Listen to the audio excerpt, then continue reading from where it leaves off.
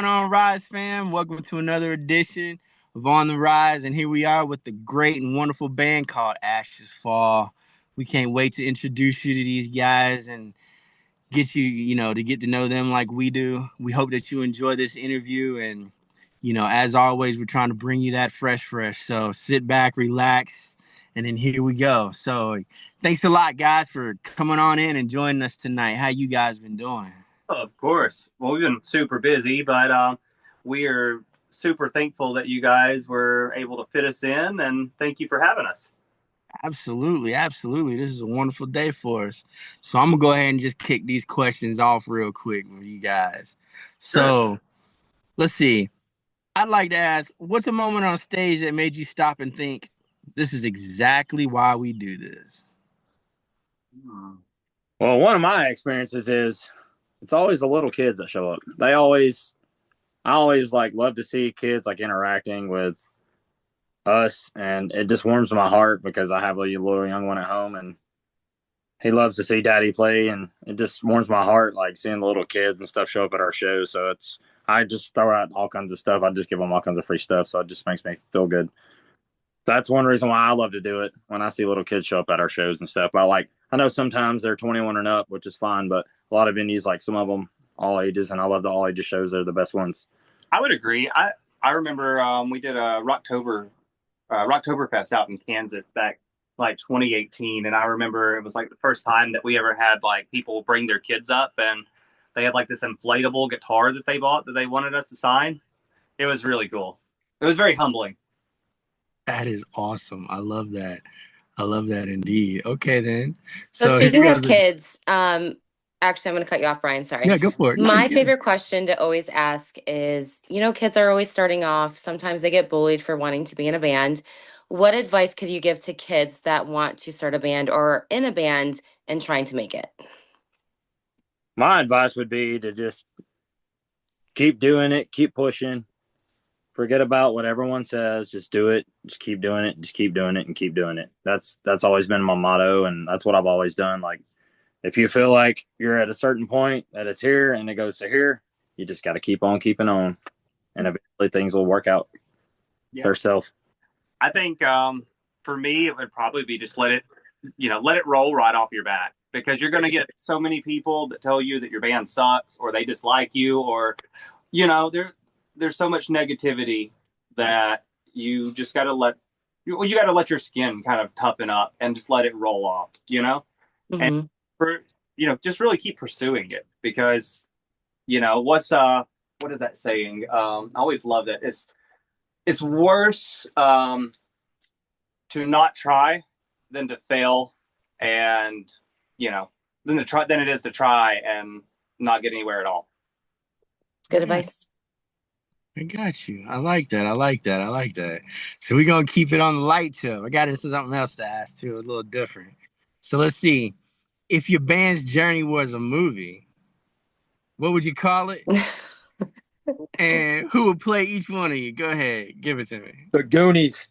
Yes, sir. Bro, sir. We're a bunch of Goonies. We're just a bunch of goofy dudes that just love to hang out and play music, and that is awesome. I can vouch. I met them. Each one of the band, Cole is definitely mouth. He has the biggest mouth out of all of us. He never shuts up, ever. Oh my God. I mean, I'm pretty. I'm a very open book, so I guess you would say I'm a little bit of a talker. Yeah. That's a really interesting question. Oh, you kind of stumped me there. No, you are definitely definitely mouth. I can't think of what movie that I would, or what title I would name it, but I would say I don't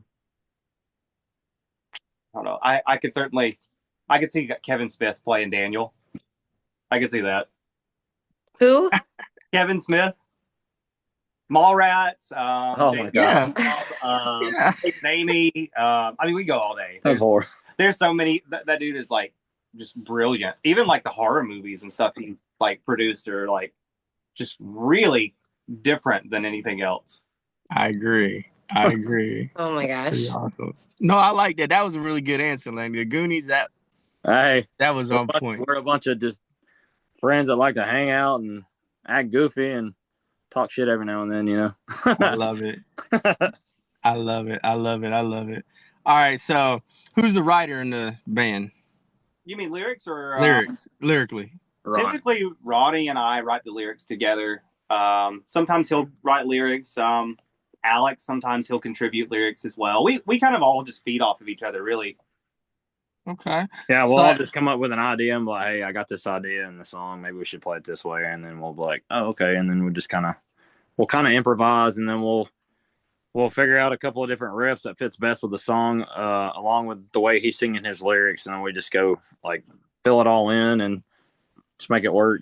Yeah, and sometimes he'll have an idea and he'll just call me up out of the blue, and then we'll sit there and I always, and it's probably a terrible thing to do, but I always like to put myself actually in the mindset of what song that we're writing. Like I like to really get inside of the song, you know? And so sometimes he'll have this idea, and then I'll have to kind of put myself in that mind space and then kind of elaborate from there, like where we think it should go and the message behind it. We just really try to be really aware of the message of everything that we put out. You know, like we want to like touch lives and influence people and, you know, just inspire people and uplift them. That's wonderful. That's wonderful. So I'm wondering, as a band then, what's one lyric that you've written that still hits hard when you perform it? Like what's one, like a lyric that you guys just, yo, when he sang that, it was like, yo, that's that right there. Probably. So there was one song particularly that we play live. We're working on tracking it and stuff. We actually just got through playing that before you called. But so we really strongly advocate for suicide prevention and awareness. My brother actually committed suicide in 2013, and it was something really hard that I wasn't able to really deal with or talk about for a long time. And then as we were kind of like writing the song, we kind of like we were able to touch on it. It was one of the first times it was really surreal, kind of processing through in a lot of those emotions that, you know, I kind of suppressed for years and just really didn't want to address or really even talk about. And there's this line in the song that says, like sand between the glass, it grows until it overflows. I like that. I like that too. So far away, yeah. That's pretty good. That's pretty good. And I like the fact that you guys are, you know, focused on something that's definitely a subject that needs to be talked about more and more these days. You know what I'm saying? Because as time goes on, people are having a harder and harder time. That's really cool for you guys to do what you guys are doing. Sorry about that loss there, Cole, for sure, man. But, you know, I see you turning something positive into it, you know, so that's commendable, man. That's pretty awesome, bro. I appreciate that. You know, it was really surreal because when we actually started writing on that, it was like I had all these emotions that kind of started flooding through, you know. But you know, like I always tell them, if we can just touch one life, just one, if one person can, you know, like can find inspiration and hope in our music, and it saves that one person's life, that one person's family from going through what my family went through, you know, like it's all worth it. That's beautiful. I agree. My experience playing music over the years was my biggest thing was like God gave me a talent. Like I used to go to Sunday services and stuff, and like I wanted to be a part of the church and stuff, and like they was asking me questions, and the best fit that I thought was through music, like spreading the word of God through music. So that's what I did for 6 years at a big mega church in Chattanooga, and my biggest thing was to love to see people like me touching their hearts, like playing the music that we're playing, come to the altar to get saved. That was the biggest thing for me, and that's what I love. Like if I could just touch just one person. That's actually how me and you met, right? Yeah. I was actually playing in a Christian rock band before I met Cole. And I'm an ordained minister, so I was like, What? Yeah, I was really intrigued by it, but I was like, I was really hesitant because I mean, what we do takes so much time as it is, and I was like, I don't know if I have the time to commit to that. But I was like, they kept pushing. They were like, come jam with us, and finally I was like, okay. And I came in and jammed with them. And the first thing that I heard when I showed up at the place, it's out in the middle of nowhere. I drove out in the middle of nowhere. honestly, I thought we were lost. Like we were like going down like roads and dirt roads, and we are like where are we even at? And then when I got there and I parked, yeah, guys. Bye, Charlie. See you, Charlie. Bye. The first thing that I heard was the bass. Honestly, I could feel it outside. It was like so loud. I could hear that in the drums, and I was just like, I got goosebumps. Daniel is a good player. Yeah, absolutely. Thank you. You're welcome. I'm just a player, I guess. I just rolled my eyes. Anyways. So this is kind of a silly question, but if you could send one of your songs into space to represent your band to aliens, which one would it be and why? That's a good question. I love how Brian's laughing. Space. Oh, yeah. Now we're talking about aliens now, huh? Listen, we talk about some weird things. What song do you think is the best, Cole? I have no idea.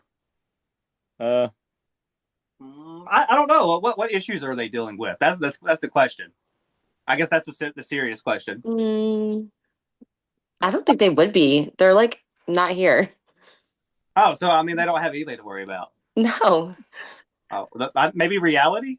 Yeah, how about peace and love? I'm gonna say TNT. That is a fun song. That is a fun song. I think they get down with TNT or Alund, because Alund is kind of poppy. Because when I go into the chorus, it's kind of like, yeah, it's like one of our few. Are you gonna teach him your dance moves too? Yeah.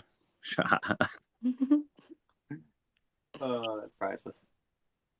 I could just see aliens just. Well, I mean, you did kind of like set our TikTok off right with when we got that video of the Friends theme song and you. Oh my gosh. Skating on the dollies around that that building that we did Shine Through in. Oh my gosh. That's just me being goofy. That's just me. I love it. Hey, Goonies and Goofy, man. That's nothing better. You know what I'm saying? Laid out and all gravy. I love that. It's crazy because I have a huge leg sleeve that's nothing but Goonies. He does. I know we tease him. We're like you've got Corey Feldman tattooed on your leg. Hey, he made my childhood great, but I don't know about my adulthood. He's a little wild nowadays. You know what I'm saying? I feel you. Yeah, Corey was that dude, man. I had to he also played in Stand By Me, which is a good one, and he also did the voice of Donatello in the Ninja Turtles, and I love the Ninja Turtles. I just can't unsee it though, as on the. So we ended up watching what is it, Celebrity House, Celebrity Watch Swap one day. Mm-hmm. And it was just really cringy. He was like exploiting the situation. It was just really crazy. He had like people living in his house, and it was wild. I can't unsee that. So when I think of when you think of Corey Feldman, you think of like the Goonies, but I just don't think of that. I think of him dressing up like Michael Jackson with like the whole band of angels playing behind him. Well, you think of Goonies, you think of like Sean Astin, Josh Brolin. Let's not ask me what I think of the Goonies. All of them. I love like the little Asian kid in Indiana Jones. That's the same kid in the Goonies. Like, yep. Ke Kwan. It's the same person. I was like, all those were great movies. Like in the 80s, late 80s, early 90s, all those were great movies. You can definitely tell that. You can definitely tell the age divide because I'm more for me. The 90s. I think of like the best movies. I think of the 90s. Ashley can dig it. She knows. She's like my age.